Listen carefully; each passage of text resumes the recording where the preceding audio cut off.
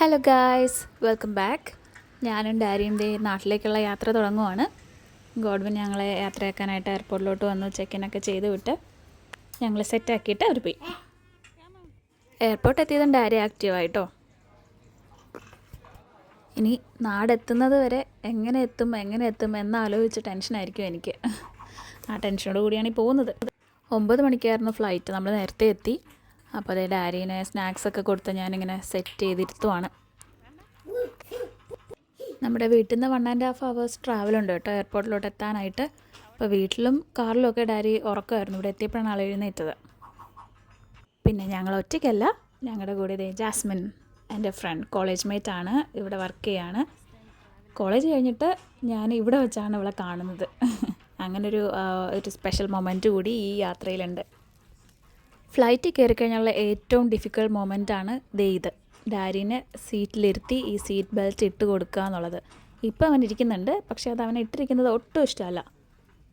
അലമ്പെന്ന് വെച്ചാൽ അത് മാറ്റുന്നത് വരെ അവൻ കരച്ചിലായിരിക്കും. ഇതേ കണ്ടോ, തുടങ്ങി. അതെടുത്ത് മാറ്റിയില്ലെങ്കിൽ അവന് ഇരിക്കാൻ പറ്റില്ല. പിന്നെ പ്രശ്നം എന്താണെന്ന് വെച്ചാൽ അവനിത് ഇടുന്നത് വരെ എയർ ഹോസ്റ്റേഴ്സ് പോകത്തുമില്ല. അങ്ങനെ ടേക്ക് ഓഫും ലാൻഡിങ്ങും ഒക്കെ ഫ്ലൈറ്റിൽ നിന്നിട്ട് സൈറൺ വെച്ചതുപോലെയുള്ള യാത്രയായിരുന്നു.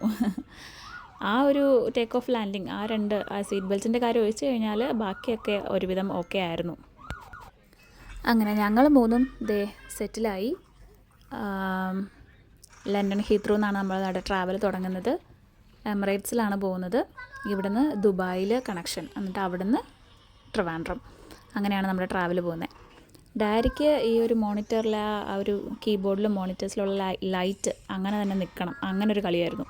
അത് ഓഫ് ആകുമ്പോൾ വീണ്ടും ചെന്ന് പ്രസ് ചെയ്ത് ഓണാക്കും. അത് അവൻ്റെ മാത്രമല്ല, ഞങ്ങളുടെ 3 പേരുടെ. പിന്നെ ഈ ലെഗ് എക്സ്റ്റൻഷൻ, അത് ഭയങ്കര യൂസ്ഫുള്ളായിരുന്നു കേട്ടോ. ഞാൻ തെമോന്ന് ജസ്റ്റ് ഒന്ന് വേണ്ടി വരുമോ എന്ന് ആലോചിച്ച് ഓർഡർ ചെയ്ത് വച്ചതാണ്. പക്ഷേ ഭയങ്കര യൂസ്ഫുള്ളായിരുന്നു. അവനങ്ങനെ കാല് നീട്ടിയിരിക്കാനും അവൻ ഉറങ്ങിയപ്പോഴും അവൻ്റെ ടോയ്സൊക്കെ ഇങ്ങനെ സ്പ്രെഡ് ചെയ്തിടാനും ഒക്കെ ഭയങ്കര ഹെൽപ്ഫുള്ളായിരുന്നു. നല്ല യൂസ്ഫുള്ളുള്ള പ്രോഡക്റ്റായിരുന്നു കേട്ടോ. ഫ്ലൈറ്റ് സ്റ്റാർട്ട് ചെയ്തു ഗായ്സ്. തലേന്ന് നൈറ്റ് ഡാരി ഉറങ്ങിയത് വളരെ ലേറ്റായിട്ടാണ്. ഒരു 12 മണി കഴിഞ്ഞ് അവ ഉറങ്ങിയപ്പോൾ വെളുപ്പിൽ എണീക്കുകയും ചെയ്തു. അതുകൊണ്ട് തന്നെ ഫ്ലൈറ്റ് കയറിയപ്പോൾ തന്നെ ആൾ ഫ്ലാറ്റായി, നല്ല ഉറക്കമായി ഡാരി. അപ്പോൾ ടേക്ക് ഓഫ് സ്മൂത്തായിട്ട് പോയി. അത് കഴിഞ്ഞപ്പോഴത്തേക്കും നമുക്ക് മെനു കാർഡ് കൊണ്ട് തന്നു. മെനു കാർഡ് കിട്ടുമെന്ന് ഞാൻ പ്രതീക്ഷിച്ചില്ലായിരുന്നു കേട്ടോ. എൻ്റെ ഫസ്റ്റ് എക്സ്പീരിയൻസ് ആണ്. അപ്പോൾ ഞാൻ വിചാരിച്ചു നമുക്ക് അതിൽ നിന്ന് ഓർഡർ ചെയ്യേണ്ടി വരുമെന്ന്. പക്ഷേ അതിൽ 2 ചോയ്സ് ഉണ്ടായിരുന്നു. അതിലേതെങ്കിലും ഒന്നായിരിക്കും അവർ തരുന്നത്. പിന്നെ ഡാരിക്ക് ഇൻഫൻറ്റ് കിറ്റാണ് കിട്ടിയത്. അതെന്താണെന്ന് എനിക്ക് മനസ്സിലായില്ല. പക്ഷേ അവർ തന്നു, ഞാൻ മേടിച്ചു. ആ പൗച്ച് നല്ലതായിരുന്നുകൊണ്ട് പൗച്ച് ഞാനിങ്ങെടുത്തു. ബാക്കിയുള്ളത് അവന് യൂസ്ഫുൾ അല്ലായിരുന്നു കേട്ടോ. ഇൻഫൻറ്റ് കിറ്റായിരുന്നു. നല്ല ലെഗ് സ്പേസും സീറ്റിംഗ് ആണെങ്കിലും നല്ല സ്പേഷ്യസ് ആയിരുന്നു. അതുകൊണ്ട് ഡാരിക്ക് വിശാലമായിട്ട് ഉറങ്ങാൻ പറ്റി കേട്ടോ. ആൾ നല്ല രീതിയിൽ ടയേർഡാണ്, നന്നായിട്ട് ഉറങ്ങി ആ ഫ്ലൈറ്റിൽ. ആ ഗ്യാപ്പിൽ ഞാൻ നമ്മുടെ ഹോം അലോൺ അത് കണ്ടു. ഡാരി സെറ്റായി. ചെറിയ പില്ലോയും ലെഗ് എക്സ്റ്റൻഷനും പിന്നെ ഞാനൊരു അഡീഷണൽ അവൻ്റെ ഒരു പില്ലോയും കൂടി എടുത്തിട്ടുണ്ടായിരുന്നു. അവൻ ഭയങ്കര കംഫി ആയിരുന്നു അതിനകത്ത്. ആ ഗ്യാപ്പിൽ ഞങ്ങൾക്ക് ഫുഡ് കൊണ്ടുവന്നു. അതൊക്കെ ഞാൻ കഴിച്ചു. ഡാരിനെ എഴുന്നേൽക്കുമ്പോൾ കൊടുക്കണം. എനിക്ക് നല്ല ഉറക്കം വന്നിട്ടുണ്ടായിരുന്നു. പക്ഷേ ഉറങ്ങാണ്ട് ഞാനിങ്ങനെ പിടിച്ചു വച്ചേക്കുക. ഡാരി ഉണ്ടല്ലോ കൂടെ. കുറച്ച് കഴിഞ്ഞപ്പോഴത്തേക്കും ഡാരി എഴുന്നേറ്റു. അപ്പോൾ അവനെ മാറ്റി വെച്ച ഫുഡൊക്കെ ഞാൻ കൊടുത്തു. ഫുഡും വെള്ളമൊക്കെ ആൾ കഴിച്ച് ഉഷാറായി. Back to play. ഞാൻ പറഞ്ഞില്ല, ആ ലൈറ്റ് ഇങ്ങനെ ഓണാക്കി കളിക്കുകയായിരുന്നു അവൻ്റെ ഹോബി ആ ടൈമിൽ.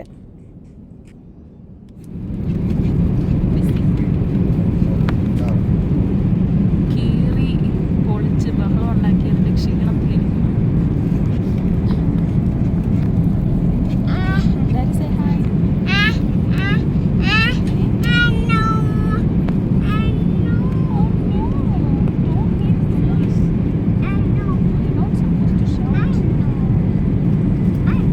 ജാസ്മിനെ അവൻ ഈ ട്രിപ്പിലാണ് ആദ്യമായിട്ട് കാണുന്നത്. പക്ഷെ അവളുമായിട്ട് നല്ല ജെല്ലായി പോയിട്ടോ.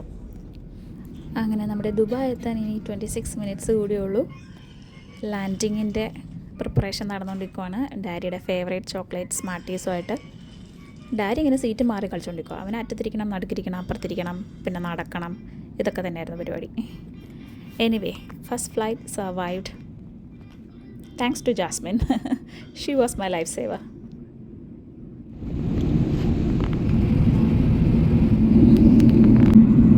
റിയാക്ഷൻ ചേഞ്ചില്ല. അങ്ങനെ ദുബായ് ലാൻഡ് ചെയ്തു സേഫായിട്ട്. ഇനി ഇവിടെ നമുക്ക് 2 hours മാത്രമേ ഉള്ളൂ കണക്ഷൻ ടൈമിങ്. ഇവിടെ നിന്ന് നമുക്ക് ഗേറ്റ് കണ്ടുപിടിച്ച് നെക്സ്റ്റ് ഫ്ലൈറ്റ് കയറണം. കറക്റ്റ് ടൈമിൽ എത്തുമെന്നുള്ളതാണ് ഇപ്പോൾ ഞങ്ങളുടെ ടെൻഷൻ. കാര്യം ഇത് വിചാരിച്ചതിനെക്കാട്ടിയും വലിയ എയർപോർട്ടാണ്. ആദ്യമായിട്ടാണ് ഞാനും ജാസ്മിനും ഈ എയർപോർട്ടോട്ട് വരുന്നത്. ഗേറ്റിലോട്ട് എങ്ങനെ പോകണമെന്ന് യാതൊരു ഐഡിയ ഇല്ലാതെ നിൽക്കുമ്പോഴാണ് നമുക്ക് സഹായത്തിന് ഒരു മലയാളി ചേട്ടനുണ്ടായിരുന്നു അവിടെ. പുള്ളിക്കാരൻ ഞങ്ങളെ ട്രെയിൻ കയറി പോകണമായിരുന്നു അടുത്ത് ഞങ്ങളുടെ ഗേറ്റിലോട്ട് പോകാനായിട്ട്. അപ്പോൾ അതുവരെ ഞങ്ങളുടെ കൂടെ വന്ന് ഞങ്ങളെ സഹായിച്ചത് ആ ഒരു പുള്ളിക്കാരനായിരുന്നു കേട്ടോ. ഇതേ ട്രെയിനിനുള്ളിൽ കയറി. ഇനി ഇവിടെ നിന്ന് നെക്സ്റ്റ് സ്റ്റോപ്പ് നമ്മുടെ ഗേറ്റിൻ്റെ അവിടെയാണ്. അവിടെ ഇറങ്ങിയിട്ട് ഫ്ലൈറ്റിലോട്ട് പോകണം. ആ ബാക്ക്ഗ്രൗണ്ടിൽ വെള്ളച്ചാട്ടം കാണാൻ നല്ല ഭംഗിയായിരുന്നു. ഡേ ലൈഫിൽ എന്ന് ഈ പുള്ളിക്കാരൻ പറഞ്ഞിരുന്നു കേട്ടോ. ഈ ചേട്ടനാണ് നമ്മളെ സഹായിച്ചത്. ഗേറ്റിൻ്റെ അവിടം വരെ കൊണ്ടാക്കി തന്നു കേട്ടോ. ട്രെയിനിൽ കൂടെ ഉണ്ടായിരുന്നു. ഇവിടെ വർക്ക് ചെയ്യുന്ന ആളാണ്. നമ്മുടെ ഗേറ്റിൻ്റെ അവിടെയാണ് പുള്ളിക്കാരൻ്റെ ഓഫീസ്. അപ്പോൾ അവിടം വരെ കൂടെ വന്നു. ഭയങ്കര ഹെൽപ്ഫുള്ളായിരുന്നു. അതുകൊണ്ട് എല്ലാം പെട്ടെന്ന് ഫാസ്റ്റായിട്ട് മൂവ് ചെയ്യാൻ പറ്റി. അങ്ങനെ സെക്കൻഡ് ഫ്ലൈറ്റ് നമ്മൾ കയറുവാണ്. ഇനി ലാൻഡിങ് നമ്മുടെ നാട്ടിലാണ് എന്നുള്ളൊരു എക്സൈറ്റ്മെൻറ്റും ആ ഒരു ഇതുമൊക്കെ ഉള്ളതിൻ്റെ കൂടെ ഡാരി എങ്ങനെയായിരിക്കും ഈ ഫ്ലൈറ്റിൽ എന്നതിൻ്റെ ഒരു ടെൻഷനും കൂടി ഉണ്ട്. ഇവിടെ വന്നപ്പോഴും മെനു കാർഡ് കിട്ടി. പക്ഷേ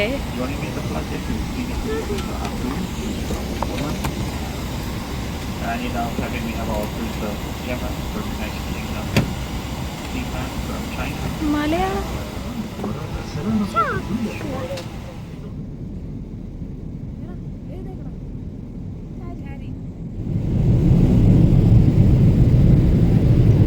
ലാൻഡിങ് ടൈമിൽ ഡാരിക്ക് ചെറിയ ഇയർ ഇഷ്യൂസ് ഉണ്ടായിരുന്നു. പക്ഷേ വെള്ളം കുടിക്കാൻ കൊടുത്തപ്പോഴത്തേക്കും അത് സെറ്റായി. അവൻ ഓക്കെ ആയിരുന്നു.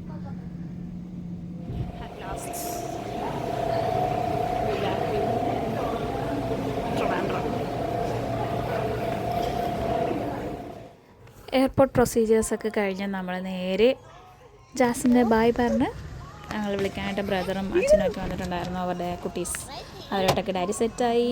നമ്മൾ വീട്ടിലോട്ട് പോകുന്ന വഴിക്ക് പള്ളിയിൽ കയറി ഒന്ന് പ്രാർത്ഥിച്ചിട്ട് ഡാരിനെ ഞാൻ കാറി കയറ്റി വിട്ടു. എന്നിട്ട് ഞാൻ അച്ഛൻ്റെ കൂടെ ഇതേ ബാക്കിൽ. അങ്ങനെ സേഫായിട്ട് ഞങ്ങൾ രണ്ടും നാട്ടിലെത്തി. ജാസ്മിൻ ഉള്ളത് കൊണ്ട് എനിക്ക് അത്രയും ടെൻഷൻ കുറഞ്ഞു കിട്ടിയെന്ന് വേണം പറയാൻ. അപ്പോൾ നാട്ടിലെ വിശേഷങ്ങളായിട്ട് അടുത്ത വീഡിയോയിൽ കാണാം. See you till then. Bye bye.